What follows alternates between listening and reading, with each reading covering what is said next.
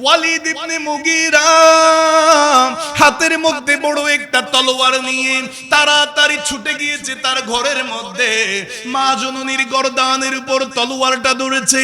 ও আমার গর্ভধারিণী মা, তোমার কাছে আমি একটা কথা জানার জন্য এসেছি। যদি সত্য করে বলো তাইলে আমি তোমাকে ছেড়ে দিব, আর এই কথা যদি মিথ্যা বলো তাইলে তোমার গর্দানটা শরীর থেকে আলাদা করে দিব, দুই ভাগ করে দিব। এইভাবে যখন মায়ের গর্দানের উপরে ওয়ালিদ ইবনে মুগীরা তলোয়ার ধরেছে, সে জিজ্ঞাসা করেছে, ওগো আমার মা জননী, ইসলামের নবী তার খোদা আমাকে জানিম বলেছে, যার সন্তান বলেছে। আমি তোমার কাছে জানতে চাই আমি মূলত কি, আমি আবার বাবার সন্তান কিনা, আমাকে একটু বলো। জোরে জোরে বলেন না নাউজুবিল্লাহ। নবী শানে বেয়াদবি করলে আল্লাহ নিজেই জবাব দেন। কোরআনুল কারীমের সূরা হিজর 6 নম্বর আয়াতে আল্লাহ তাআলা বলেন, ওয়াকালু, মক্কার কাফেররা বলেছে। তন্মধ্যে ওয়ালিদ ইবনে মুগীরা হচ্ছে 1 নম্বর, নবীজির শানে বড় বেয়াদবি করেছে। সে কি বলেছে? ইয়া আইয়ুহাল্লাযী নুজিলা আলাইহিয যিকরু ইন্নাকা লামাজনুন। সকলেই জবান খুলে বলেন নাউজুবিল্লাহ। সেই ওয়ালিদ ইবনে মুগীরা সহ কাফেররা আমার নবীকে ইন্ডিকেট করে বলছে, হে ওই ব্যক্তি যার উপরে কোরআন নাজিল হয়েছে সে মূলত মাজনুন, পাগল, উম্মাদ। জোরে বলি নাউজুবিল্লাহ। নবীর শানে বেয়াদবি করেছে, আমার নবীকে গালি দিয়েছে একটা।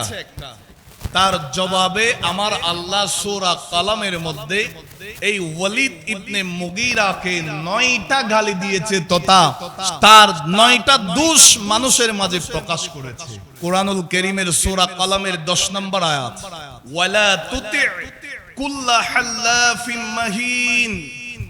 আল্লাহ বলেন, ইয়া রাসূলুল্লাহ, আপনি এমন কারো কথা শুনবেন না যে বড় বড় শপথকারী, লাঞ্ছিত। ইয়া রাসূলুল্লাহ, ওয়ালিদ ইবনে মুগীরা আপনাকে পাগল বলছে, এটা আপনি কানে শুনবেন না, কারণ সে আসলে ভালো মানুষ নয়, সে মিথ্যা শপথকারী। হাম্মাজিম মাশাইম বিনামিম। রাসূল গো, শুধু মিথ্যা শপথকারী নয়, বড় নিন্দু, সব সময় মানুষের বদনাম রটনা করে। এরপরে আল্লাহ বলেন, এদিকের কথা ওদিকে বিচরণ করে, অর্থাৎ সে মানুষে মানুষের কথা বলে বলে ঝগড়া বিবাদের মধ্যে লিপ্ত থাকে। জোরে বলেন নাউজুবিল্লাহ। এরপর আল্লাহ বলেন, মান্নাইল লিল খায়রি মুতাদিন আসিম।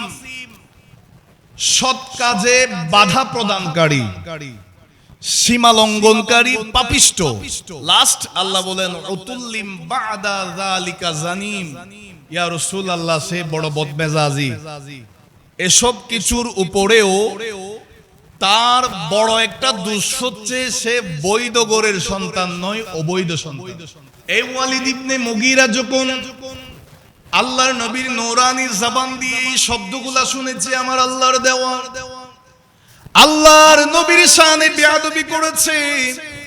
আমার নবীকে সেই মাজনুন বলেছে, পাগল বলেছে। আল্লাহ রাব্বুল আলামিন আল্লাহর হাবিবকে কষ্ট দেওয়ার কারণে, নবীর শানে বেয়াদবি করার কারণে আমার আল্লাহ সহ্য করতে পারেন নাই। আল্লাহ তাআলা এই ওয়ালিদ ইবনে মুগীরার 9টা দোষ মানুষের মাঝে উপস্থাপন করে ফেললেন, প্রকাশ করে দিলেন। আমার বাবারা ভাইয়েরা, ওয়ালিদ ইবনে মুগীরা মনে মনে চিন্তা করলো, 9টা দোষের কথা বলা হয়েছে, তন্মধ্যে 8টা দোষের দোষী আমি, সেটা নিজেই জানি, নিশ্চিত হলাম। আমি মিথ্যা শপথকারী, আমি বড় লাঞ্ছিত, আমি বড় পাপিষ্ট, আমি বড় জালেম, বড় ঝগড়াটে। এই সমস্ত কিছু আমি বুঝতে পারলাম, এগুলা মিথ্যা নয়। তবে আমাকে জানিম বলা হয়েছে, যার সন্তান বলা হয়েছে, অবৈধ সন্তান বলা হয়েছে।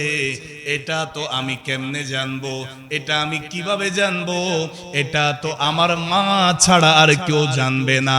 এইভাবে চিন্তা করে তিনি আর দেরি করে নাই, ওয়ালিদ ইবনে মুগীরা হাতের মধ্যে বড় একটা তলোয়ার নিয়ে তাড়াতাড়ি ছুটে গিয়েছে তার ঘরের মধ্যে। মা জননীর গর্দানের উপর তলোয়ারটা ধরেছে।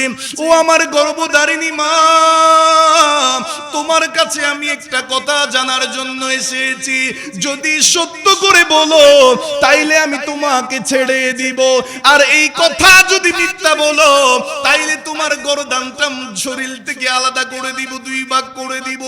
এইভাবে যখন মায়ের গর্দানের উপরে ওয়ালিদ ইবনে মুগীরা তলোয়ার ধরেছে, সে জিজ্ঞাসা করেছে, ওগো আমার মা জননী, ইসলামের নবী তার খোদা আমাকে জানিন বলেছে, যার সন্তান বলেছে, আমি তোমার কাছে জানতে চাই আমি মূলত কি, আমি আবার বাবার সন্তান কিনা, আমাকে একটু বলো। জোরে জোরে বলেন না নাউজুবিল্লাহ। আমি আমার বাবার বৈধ সন্তান কিনা, আমাকে একটু ফয়সালা করে দাও, সমাধান করে দাও। এইভাবে তলোয়ার যখন গর্দানের উপর ধরেছে, ওয়ালিদ ইবনে মুগীরার মা জননী বলে, ও আমার সন্তান ওয়ালিদ ইবনে মুগীরা, ইসলামের নবী মিথ্যা বলে নাই, তিনি আসলেই মূলত সত্যি বলেছেন, সত্যি কথাটাই বলে দিলেন। কারণ তোমার বাবার সন্তান জন্ম দেওয়ার সেই সক্ষমতা ছিল না। আমি তোমার বাবাকে শাদী করেছি, মক্কার মধ্যে বড় একজন শিল্পপতি ছিল তোমার বাবা, অট্টালিকা সম্পদ ছিল, সম্পদের কোনো অভাব ছিল না তোমার বাবার, তবে সন্তান জন্ম দেওয়ার সেই সক্ষমতা ছিল না। আমি মনে মনে চিন্তা করলাম, সেই যদি মারা যায় এই সম্পদের মালিক কি হবে? এই সম্পদগুলা তো মানুষে নিয়ে নিবে।